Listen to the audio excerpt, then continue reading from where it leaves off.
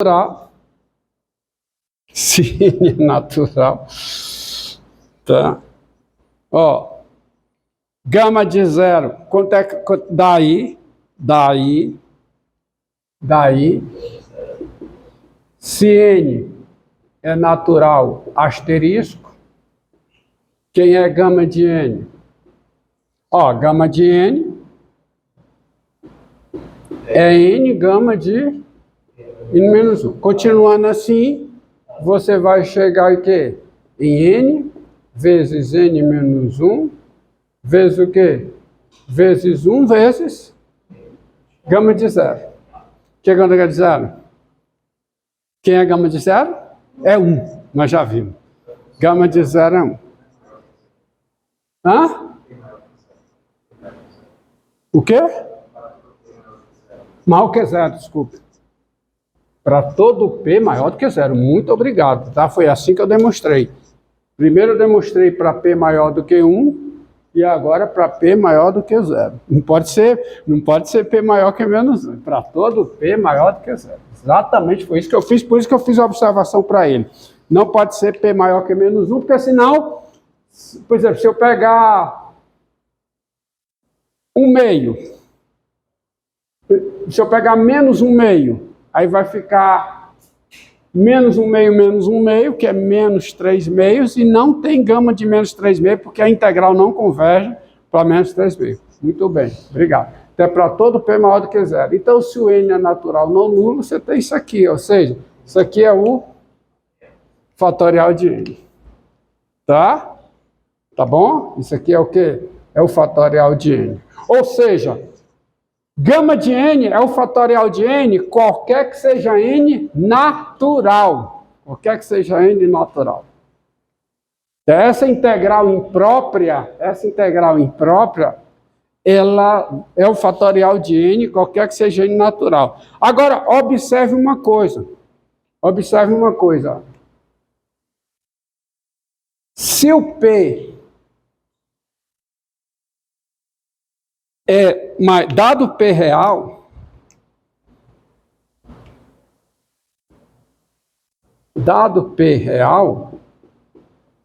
o que é que eu posso afirmar sobre o P? O P é menor que ou igual ao seu teto. Concorda? O P é maior ou igual ao seu teto, tá bom? E é maior do que o quê? O seu teto menos 1. Tá certo? Logo, o P menos o seu teto, faço o P menos o seu teto. O que é que acontece? O P menos o teto de P vai ser menor que ou igual a zero e vai ser maior que menos 1. Assim, se o P é maior do que zero,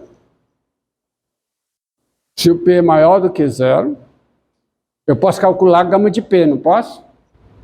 Não posso calcular a gama de P e posso calcular a gama de P menos o teto de P, porque está maior que menos 1. Então, se o P é maior do que zero, quem é gama de P?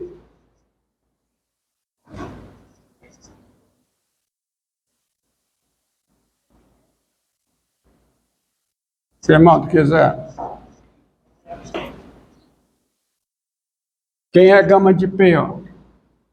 Gama de P é P vezes o gama de quem? P menos 1. Se o P menos 1 ainda for maior do que zero, então isso aqui fica o quê? P vezes o quê? P menos 1 vezes o quê? Gama de P menos 2. Se o P menos 2 ainda for maior do que zero, então isso aqui fica P vezes o quê? P menos 1 vezes o quê? P menos 2 vezes o gama de P menos 3. Ou seja, eu posso continuar com isso até chegar a P vezes P menos 1 vezes P menos 2, e eu só paro quando for o gama de quem? De P menos o teto de P.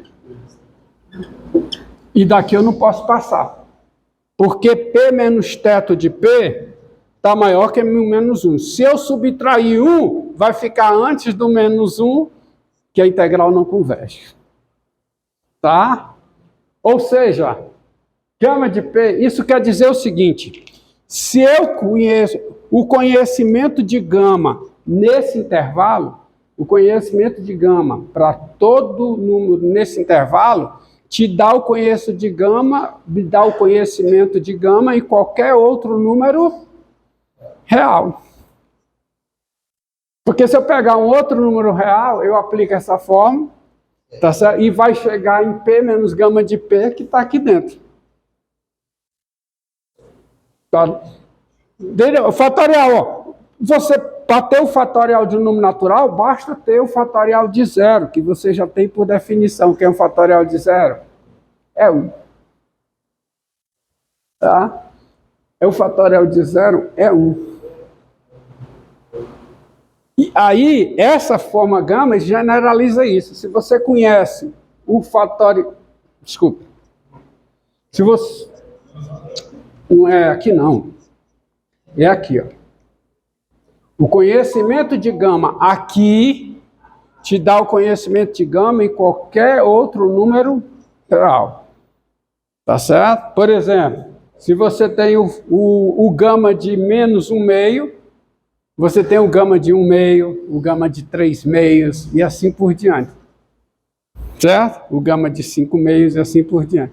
Você conhecendo o gama aqui, tá? Que é onde cai isso aqui, você tem o conhecimento de gama em todo canto. Então, essa função gama, que eu chamei de gama aqui, na literatura ela é um pouco diferente, tá? A função gama eu faço até as observações nas notas, mas essa função gama, que eu defini aqui, gama de P, o fatorial de P passa a ser, por definição, gama de P, qualquer que seja o P maior que menos 1. Essa é a definição que estende o fatorial a qualquer número real maior que menos 1. Tá? Essa é uma das razões por que o fatorial de zero é 1. Tá? Que é o mesmo fatorial de 1, que é 1. Tá? Então, quem é o fatorial de P? Ou seja, quem é o fatorial de P? O fatorial de P é, por definição, a integral imprópria de 0 a mais infinito é elevado a menos x, x elevado a p dx. Isso aqui, qualquer que seja p maior que menos 1. Então, isso é o fatorial. Fatorial de um número real maior que menos 1 é essa integral imprópria. E essa função é diferenciável, viu? Se prova que essa função é diferenciável. Se deriva em relação a P dentro da integral, porque x elevado a P é elevado a P logaritmo natural de x. Tá certo? Você deriva isso aí, você tem essa função. Tá? Então tá aí. Uma extensão do fatorial dado como integral imprópria. Tá? Olhe nas notas que o que eu chamei de gama na literatura é um pouquinho diferente disso aqui, tá bom? Mas eu deixei para ficar mais fácil a explicação. Veja que eu preciso dessa separação aqui, porque quando eu pego P negativo, essa integral aqui é imprópria em mais infinito, e essa daqui é imprópria no zero. Então eu preciso da definição de integral imprópria. Tá? Nos dois casos. Para P maior que 1, né? Que é o caso que estava aqui. Se o P é maior que 1, eu não tenho essa necessidade, porque a integral imprópria é só no mais infinito. Tanto quando aparece P, como aparece P menos 1. Certo? Entendido aí? Pronto. Agora, isso aí, com essa aplicação, eu encerro o estudo das integrais impróprias. Agora, só aplicações. Não esqueça do critério de comparação, que eu usei hoje aqui demais, tá? Usei várias vezes. E agora vamos entrar em outro assunto. São as coordenadas polares.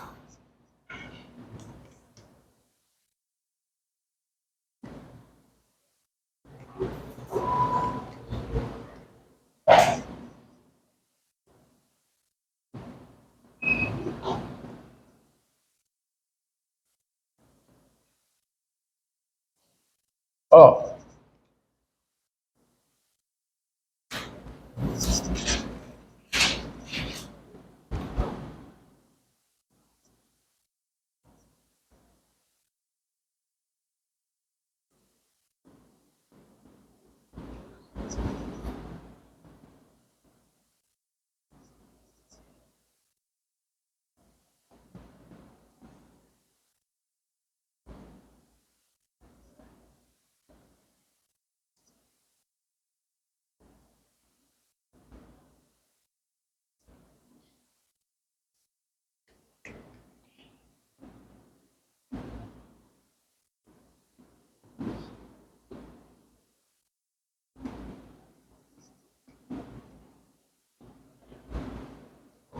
Coordenadas polares é uma alternativa, e em muitos casos uma alternativa bem conveniente, para você localizar pontos num plano.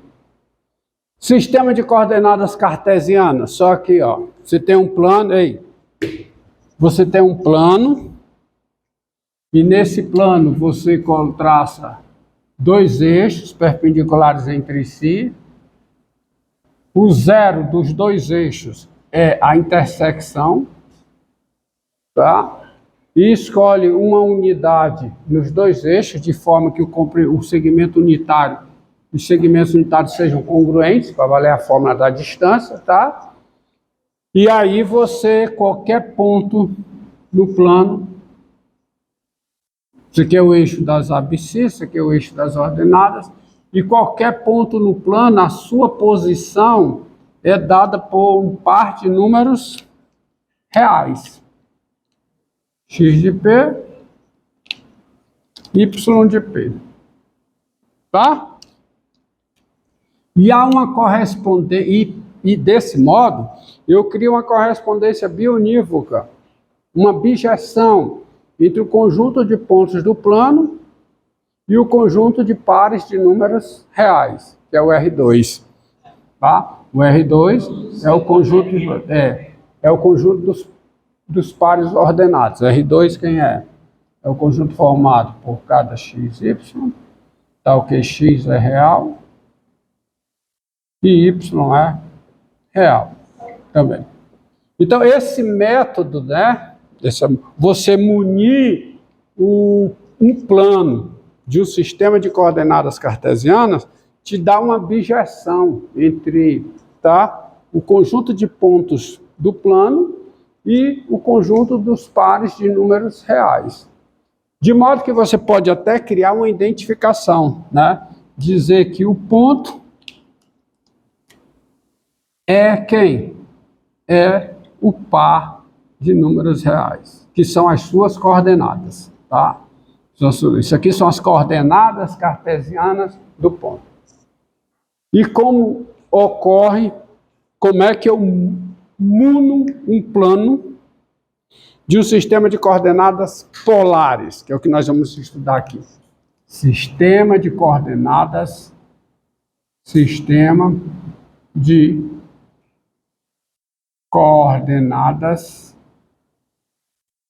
polares.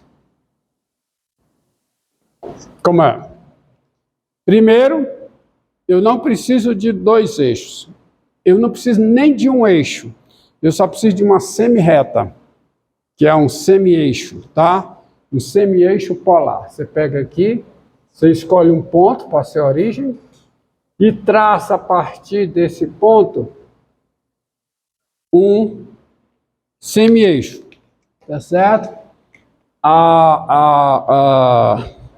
Deixa eu ver só um negócio aqui. Tá.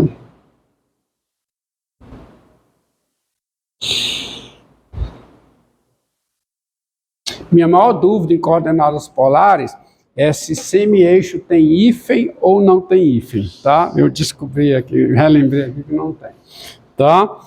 Esse eixo aqui passa a ser o que nós chamamos de semi-eixo polar, tá? Esse é o semi-eixo polar, mais de semi-eixo polar, tá? E tem um sentido, existe uma unidade, tem que ter uma unidade de comprimento aqui, passa a ter uma unidade de comprimento aqui absoluta, tá? Unidade de comprimento aqui, esse comprimento aqui é o 1. E aí, a localização de cada ponto no plano também é dada por um par de números reais. Agora, que par é esse? Seguinte, quando você pega um ponto P qualquer no plano, esse P, ele está a uma distância R da origem, não está? Ou seja, há um segmento ligando esse ponto à origem, e esse ponto e esse segmento tem uma distância R, que é a distância do ponto à origem. Entendido? E tem um outro número real, que é o ângulo que esse segmento faz com o eixo polar. E é evidente que isso requer uma orientação angular. Você escolhe uma orientação, se é, olhando para cá, orientação no sentido horário ou no sentido anti-horário, desde que faça sentido. Geralmente é no sentido anti-horário. Então, θ também radianos, isso aqui faz um ângulo, ó, com o eixo polar, um ângulo θ, medido no sentido anti-horário.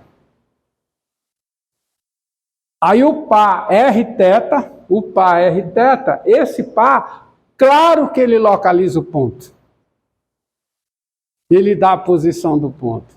O Rθ, ele é chamado de par de... O Rθ, nesse caso, ele é denominado, assim definido, tá? Rθ é denominado par de coordenadas polares de P. Tá? Rθ. Ou seja, cada ponto, a sua posição é dada também por um par de números reais. Mas esse par de números reais é um par de coordenadas polares.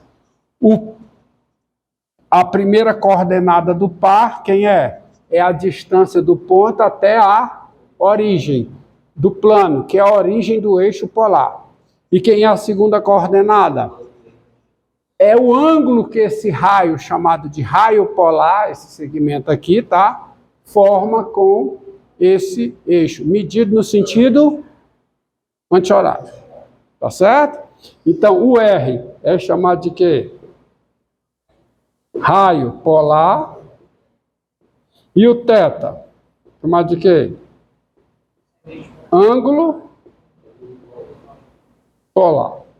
Raio polar, ângulo polar. Vocês entenderam? Entenderam? Se você entendeu, vocês dizem, qual é o ponto com coordenadas polares? Marque os pontos. Marque. Vamos lá, exercício aqui. Marque os pontos no plano polar, claro, né?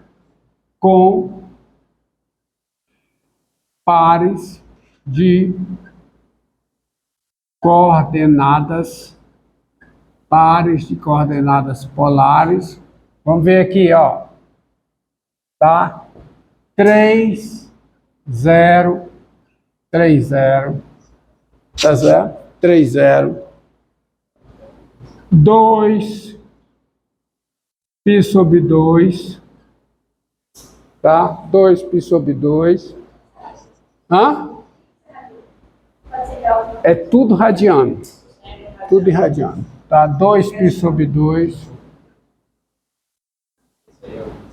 3 π sobre 4. 3 π sobre 4. Tá certo? Vou marcar, vou fazer um exercíciozinho para você entender aqui. Tá? 4 3π sobre 2.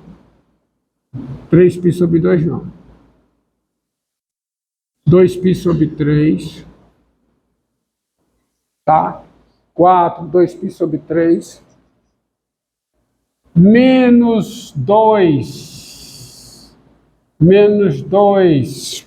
Tá? Menos 2 π sobre 6. Π sobre 6. Menos 2 π sobre